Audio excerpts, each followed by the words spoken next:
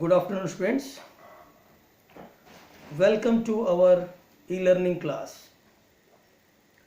Students, today in this video, we will continue the chapter 2, that is Indian economy since 1950 to 1990, that is chapter 2 from the book Indian Economic Development. From the book Indian Economic Development, chapter 2, Indian economy since 1950 to 1990. We will continue the chapter once again. Students, in the previous video, we have studied up to the goals of our planning. What are the goals of our planning? So we have studied all the 4 goals. Now we'll move further. Now, students, today we will cover the following topics, namely Mahalanobis, the architect of Indian planning, long period and short period goals of our Indian planning, agriculture in India, and green revolution. These topics we will cover, students, and here in these topics objective questions are there. Definitely they will be asked in the board examination, and some short questions also there. Okay, so I suggest all my students and all the viewers of this video to watch this video carefully and listen to the lecture delivered by the teacher, I mean myself. Students, first I'll go to that Mahalanobis. Who was he? Okay, students, many distinguished thinkers contributed to the formation of our 5-year plans in India. Many distinguished thinkers, they contributed to the formulation of, implementation of or making of. Formulation means what? Here making of the 5-year plans in our country India. Among all those thinkers, the name of the statistician, I repeat, among them, the name of the statistician Prasant Chandra Mahalanobis stands extraordinary position. I repeat, many distinguished thinkers contributed for the formulation of our 5-year plans in India. Among all those thinkers, one important name will come across, that is Prasant Chandra Mahalanobis. He is a statistician. Planning in the real sense of the term began with the second 5-year plan. First year plan also we started, but the real sense of planning in India starts with the implementation of second 5-year plan. The second 5-year plan is a landmark contribution in the development. I repeat, the second 5-year plan is a landmark contribution to development planning in general, laid down the basic ideas regarding goals of Indian planning. I can say this planning was based on the ideas of Mahalanobis. So it was second 5-year plan which became the landmark of development planning in India, and this planning was formulated by Prasant Chandra Mahalanobis. In that sense, he can be regarded as the architect of Indian planning. So who was regarded as the architect of Indian planning? This Mahalanobis. This Mahalanobis, this person was born in 1893 in Kolkata. Okay, Kolkata at that time.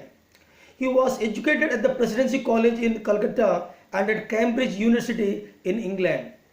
His contributions to the subject of statistics brought him international fame. The subject which he studied, statistics, brought him international fame. See,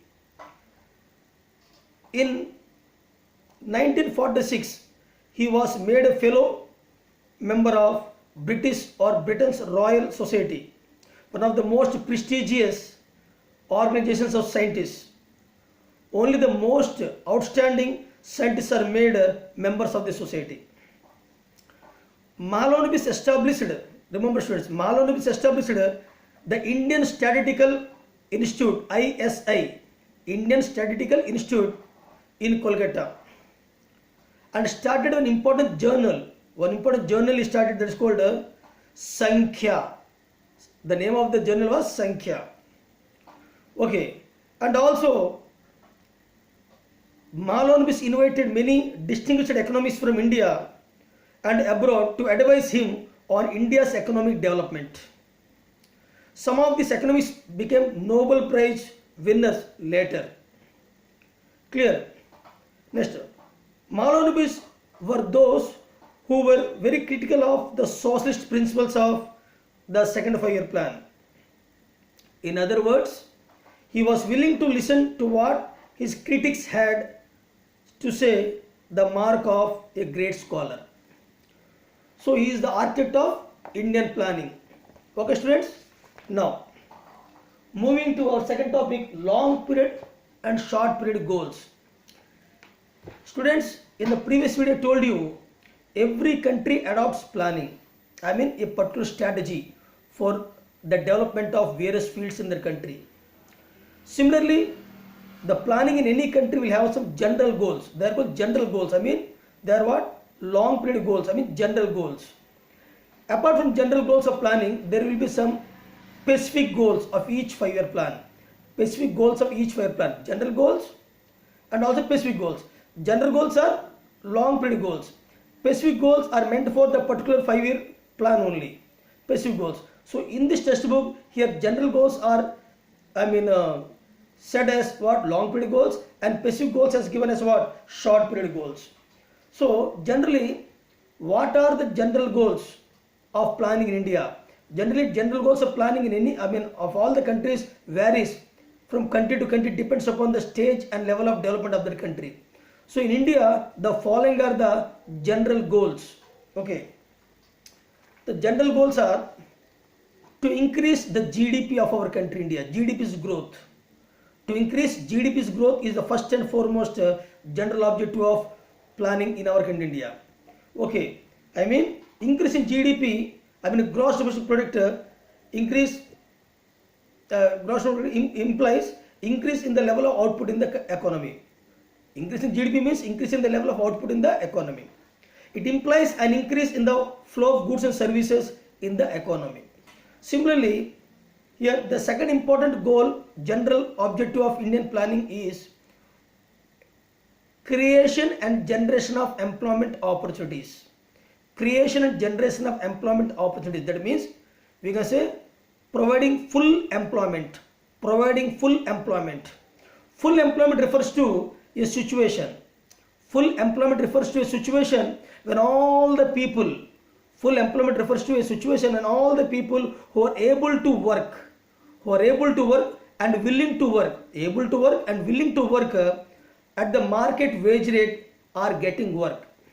What does mean full employment? Full employment is a situation when all the people in the country are able to work and willing to work at the prevailing market wage rate are getting the work is called full employment.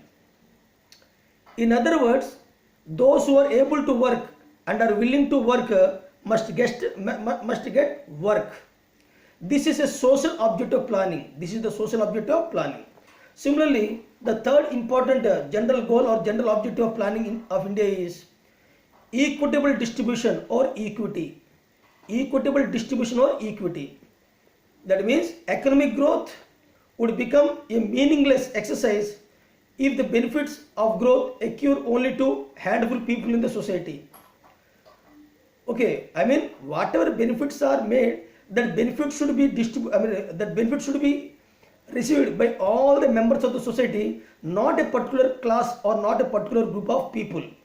Economic growth would be meaningless or would become meaningless exercise if the benefits of growth accrue to only a small handful of people in the society. Okay, so we need, our aim is to provide the benefits to all the people. It should reach to all the people in the society. Similarly, modernization. The fourth one is modernization. Okay, this is also one of our general goal or long period goal. It refers to updation, increasing our knowledge or updating our knowledge, updation and adoption of modern technology in the process of growth. I repeat, modernization refers to updation and adoption of modern technology in the process of growth. Okay, I mean using IT knowledge, for example, IT knowledge and also BPO, business processing outsourcing, BPO, all these things we should adopt. Similarly, next one, fifth long period goal or general objective planning in India is achieving self-sufficiency. Achieving self-sufficiency.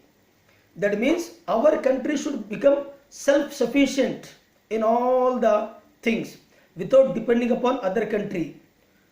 We should stop importing goods and services from other country. If we depend upon other country, in future our country's sovereignty, integrity, independence will be lost. So self-sufficiency, it refers to the state of being able to provide essential goods without the help of others. I repeat, it refers to the state of being able to produce goods, essential goods without the help of others. Okay. Now, apart from these 5 general goals, there are specific goals for each 5-year plan. So, okay, I told you in the previous video we have completed 12 5-year plans, and all 5-year plans is having some specific objectives. Today I am telling the specific objectives of each 5-year plan. So students, listen carefully. The first 5-year plan was started in April 1951, and with the specific objectives were attainment of self-sufficiency in food grains. Agriculture was given top priority in the first 5-year plan. So the first 5-year plan focused on higher agricultural production as the principal objective. So increasing the agricultural production, prime importance was given to agriculture sector. And this plan was started in 1951. Okay, 1st April 1951, increase in agricultural production. Similarly, in the second 5-year plan, which was started in 1st April 1956. And the main focus was given on industrial sector, to increase in industrial production main focus on industries. The third 5-year plan was started in 1st April 1961, and in this plan became more important to achieve self-sufficiency or self-reliance. Self-sufficiency in food grains production, generation of employment opportunities, and reduction in inequality. Now, 4th 5-year plan was started in April 1969. 1st April 1969. Here, the main objectives were accelerating the process of growth, at the same time price stability, and one more thing, reduction of poverty or removal of poverty. This concept was given by Srimati Indira Gandhi. This is the main objective of 4th 5-year plan. Now, 5th 5-year plan, 1st April 1974. Okay, in between, after 3rd 5-year plan, between 4th 5-year plan, we have started 3 annual plans. We are unable to continue the 5-year plans immediately after 3rd 5-year plan because of Indo-Pak and Indo-China war. Indo-China war 1962 and Indo-Pak war 1965. Now, 4th 5-year plan, the main objective is raising the living standards with a focus on weaker section of the society. Now, 5th 5-year plan, 1st April 1980. Okay, again removal of poverty, reduction of inequality, development of infrastructure. Now, 7th 5-year plan, that is 1st April 1985. The main objectives are, the specific objectives are generation of employment opportunities, and increase in agricultural productivity. Now, 8th 5-year plan, 1st April 1992 it was started. That is fuller utilization of manpower by the turn of the century, universalization of elementary education, providing compulsory education up to the age of 14 years, and strengthening of infrastructure facilities in our country, India. So these are the 3. Now, ninth 5-year plan, that is 1997, 1st April 1997. The main objectives are, the specific aims are agricultural and rural development, growth with price stability, checking the growth of population. Now, 10th 5-year plan, that is April 2002, that is, and the aims are improving the quality of life through better health and educational facilities and improved level of consumption, reduction in inequality through inclusive growth. Now, 11th 5-year plan, that is 1st April 2007. Here there are number of objectives are there, multiple targets covering not only the growth but also poverty reduction, improving quality of education and public health services, strategy of second green revolution, generating high quality of job, protection of environment. And the 12th 5-year plan, that is 1st April 2012. The main focus is faster, sustainable and more inclusive growth. And when we are running the 12th 5-year plan, then only when the BJP government came under leadership of our Sri Narendra Modi ji, the planning commission was abolished, abandoned, and in the place he implemented Niti Aayog. Today we are having Niti Aayog in the place of planning commission or 5-year plans. Now students, we will read later. Actually, through all 5-year plans, we made so many achievements. So many achievements are made through 5-year plans. We developed heavy, industrial sector. We developed public sector. We regulated development of private sector, reduction of protection of small scale industry and regulation of large scale industries. Similarly, development of heavy industry and strategic significance, focus on savings and investments. Okay. Similarly, protection from foreign competition, focus on import substitution, restriction on capital, foreign capital, centralized planning, etc. So we made so many achievements. Okay, and we increased our national income, we increased our GDP, increase in employment opportunities, increase in national income, increase in GDP, increase in national income or increase in employment opportunities, increase in per capita income. Okay, development of agriculture, development of industrial sector.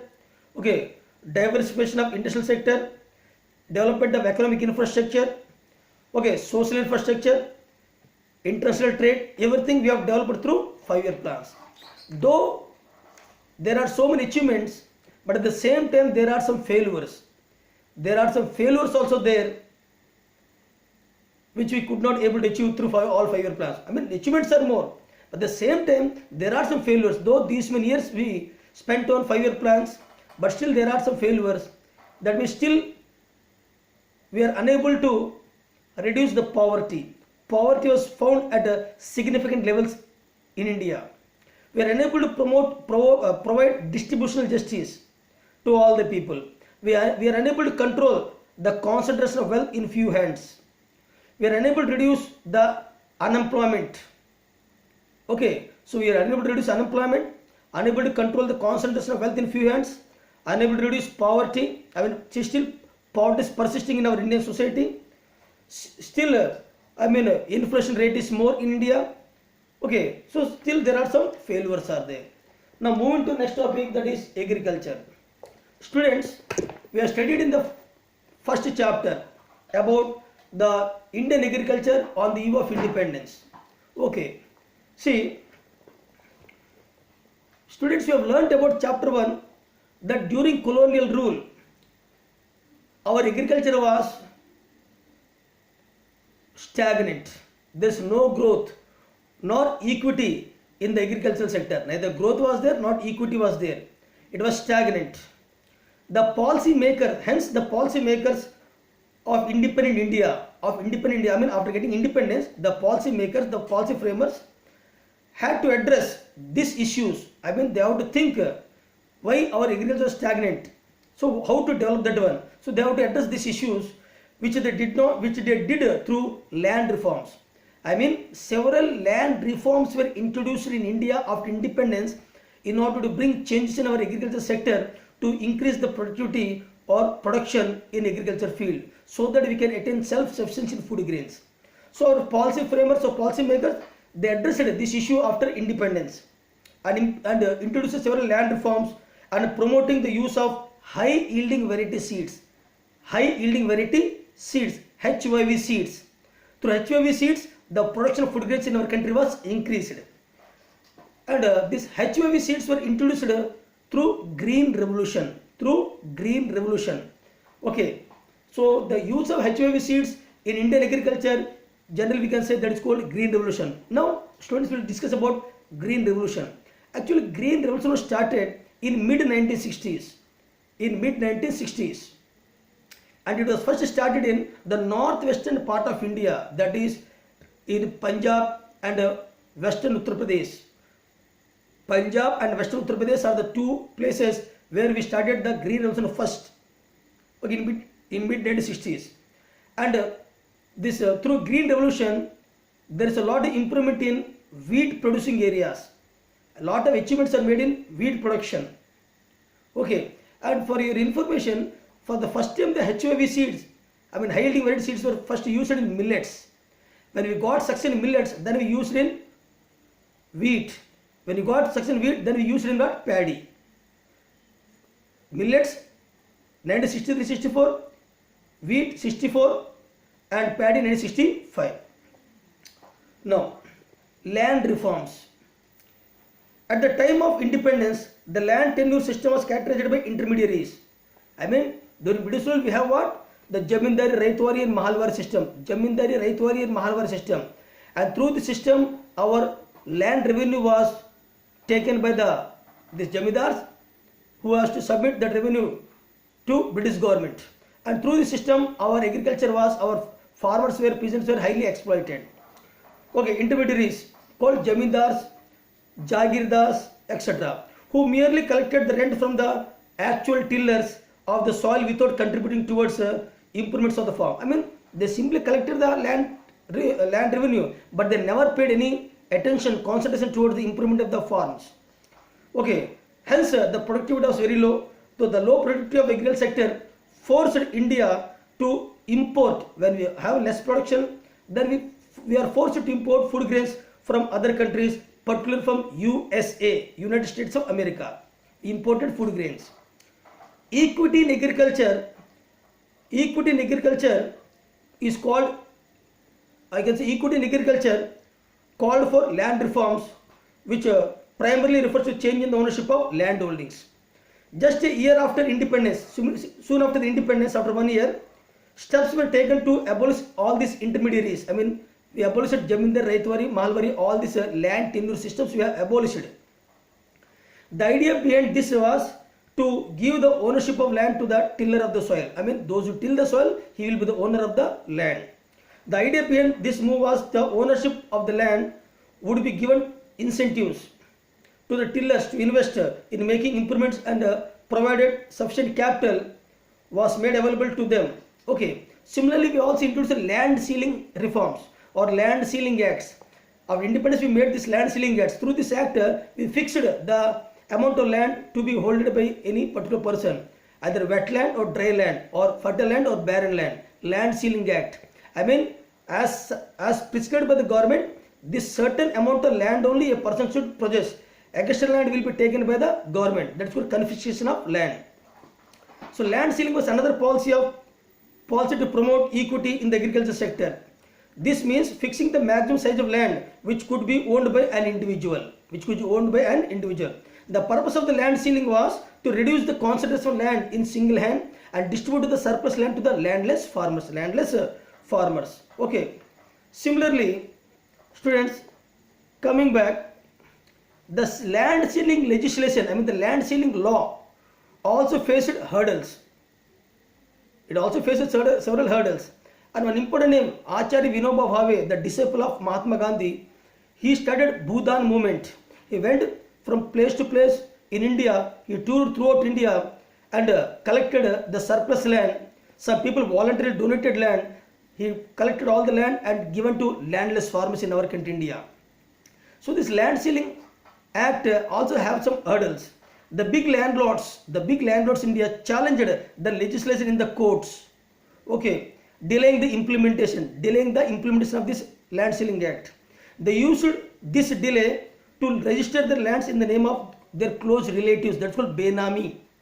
So this big landlords are very clever. They put the case in the court, and during the delay of the court or the case, they registered the land to their close relatives, so that no need to give land to the government, or government cannot take the land from them. Okay.